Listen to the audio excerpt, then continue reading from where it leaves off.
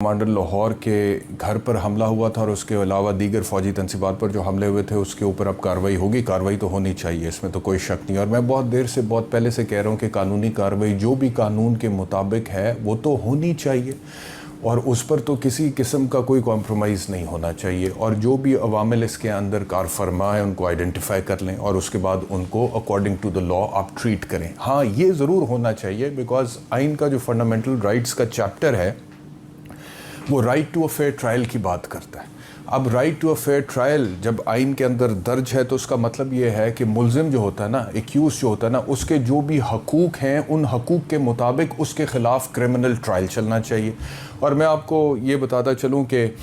برطانیہ میں بہت 100 سال پہلے 1215 میں جب میگنا کارٹا آیا تھا جو کہ ان کے کانسٹیٹیوشن کا ایک سورس تصور کیا, sources of the constitution, British constitution, اس کے اندر بھی ملزمان کے حقوق درج ہیں, رائٹس آف ایکیوزڈ کا ذکر ہے. اسی طرح امریکہ میں جب ریولوشن آیا اور اس کے بعد پھر کانسٹیٹیوشن انہوں نے اپنا بنایا, فریمرز آف دا کانسٹیٹیوشن نے جو پہلی 10 امینڈمنٹ کی تھیں غالباً میرے خیال میں 1791 میں, ہاں میرے خیال میں ڈیٹ پھر بھی دوبارہ چیک کر لوں گا, تو اس میں جو بنیادی کچھ امینڈمنٹس تھیں وہ بھی ملزمان کے حقوق کے حوالے سے تھیں, مطلب کہ رائٹس. اور اکثر آپ نے تو نہیں, چلو خیر ہم وکیلوں کو یہ پتہ ہوتا ہے کہ جب ہم عدالتوں میں کیسز آرگیو کرتے ہیں نا جی, تو کرمنل جورسپروڈنس کا ایک اصول ہے, ہم اکثر یہ ججز کو عدالتوں کو کوٹ کرتے ہیں that accused is the favourite child of the لا,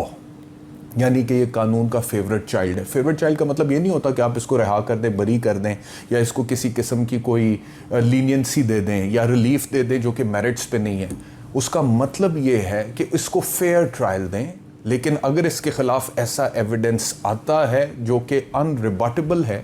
اور جو ارریفیوٹیبل ہے تو پھر ظاہری بات ہے کہ اکارڈنگلی اس کے خلاف ورڈکٹ آئے گا گلٹی ہونے کا, اور جو بھی سزا بنتی ہے قانون کے مطابق وہ اس کے خلاف پروناؤنس کی جائے گی. پہلی بات تو یہ ہوگی. سو میں اس ویلاگ کے آغاز میں یہ ذکر کر دوں آپ سے کہ جن لوگوں نے فوجی تنصیبات پہ یا سرکاری املاک پہ یا نجی املاک پہ جو کچھ بھی ہے حملہ کیا ہے اور ان کے خلاف ایویڈنس موجود ہے, ان کے خلاف قانون کے مطابق کارروائی ہونی چاہیے, لیکن قانون کے مطابق ہونی چاہیے نا. میں ایک لائر ہوں, بیرسٹر ہوں, 16 سال سے پریکٹس کر رہا ہوں, ہم قانون پڑھتے ہیں, بہت سارے لوگ ہمارے پاس آتے ہیں, ان کے کیسز ہوتے ہیں, ان کو ہم ریپرزینٹ کرتے ہیں, تو اس میں پھر ہم قانون کا ہی حوالہ دیتے ہیں. تو میں نے سوچا کہ یہ جو اب ایک بات سامنے آ رہی ہے, خبر سامنے آ رہی ہے کہ آرمی ایکٹ کے مطابق وہ تمام لوگ جنہوں نے فوجی تنصیبات کے اوپر حملہ کیا تھا ان کے خلاف اب کارروائی ہوگی یا کیسز چلیں گے ملٹری کورٹس میں, کیوں نہ اس کا ایک جائزہ لیا جائے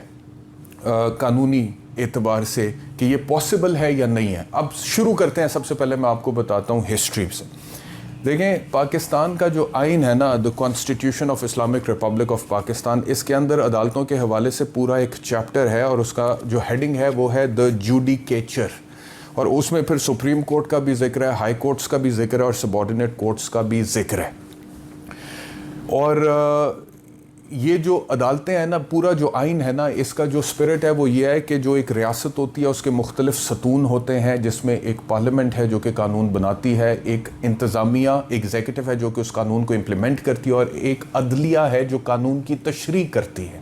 یعنی کہ اگر کوئی شخص جرم کرتا ہے آپ اس کو پکڑتے ہیں, گرفتار کرتے ہیں, انویسٹیگیٹ کرتے ہیں, عدالت کے حوالے کرتے ہیں, پھر عدالت قانون کی تشریح کرتے ہوئے فیصلہ سناتی ہے کہ گلٹی ہے یا ناٹ گلٹی ہے. تو یہ جو کام ہے نا کیسز چلانے کا, یہ پاکستان کی عدالتوں کا ہے, right from the subordinate court جس میں کرمنل سائڈ پہ میجسٹریٹ کورٹ آتا ہے اور سول سائڈ پہ سول کورٹ آتا ہے, اور اس کے بعد اوپر ڈسٹرکٹ کورٹس آ جاتے ہیں, ایڈیشنل سیشن جج, ایڈیشنل ڈسٹرکٹ جج سول سائڈ پہ. اس کے بعد پھر ہائی کورٹ آ جاتا ہے اوپر, اور پھر سب سے اوپر عدالت عظمیٰ سپریم کورٹ آف پاکستان آ جاتی ہے جس کو چیف جسٹس پاکستان ہیڈ کرتے ہیں. اب جو عدالت کا کام ہے وہ پارلیمنٹ نہیں کر سکتا, جو پارلیمنٹ کا کام ہے وہ عدالت نہیں کر سکتی, اور جو انتظامیہ کا کام ہے وہ یہ دونوں نہیں کر سکتے, اور ان دونوں کا کام انتظامیہ نہیں کر سکتی.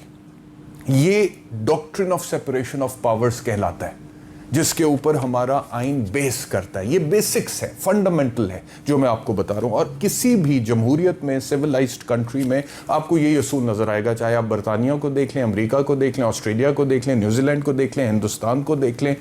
جاپان کو دیکھ لیں, کسی بھی سویلائز ڈیموکریسی کو آپ دیکھ لیں، اس کے اندر آپ کو یہ بیسک سیپریشن آف پاورز کا قانون نظر آئے گا۔ تو جب ہم بات کرتے ہیں کہ عدالتوں کا کام جو ہے وہ آرمی ایکٹ کے تھرو ملٹری کورٹس میں کیا ہو سکتا ہے، تو یہ ایک بہت بڑا قانونی نقطہ ہے، اور اس کے اوپر ماضی میں بہت ساری بحث ہو چکی ہے۔ ایک جو میں آپ کو مثال دیتا ہوں وہ یہ ہے کہ ماضی میں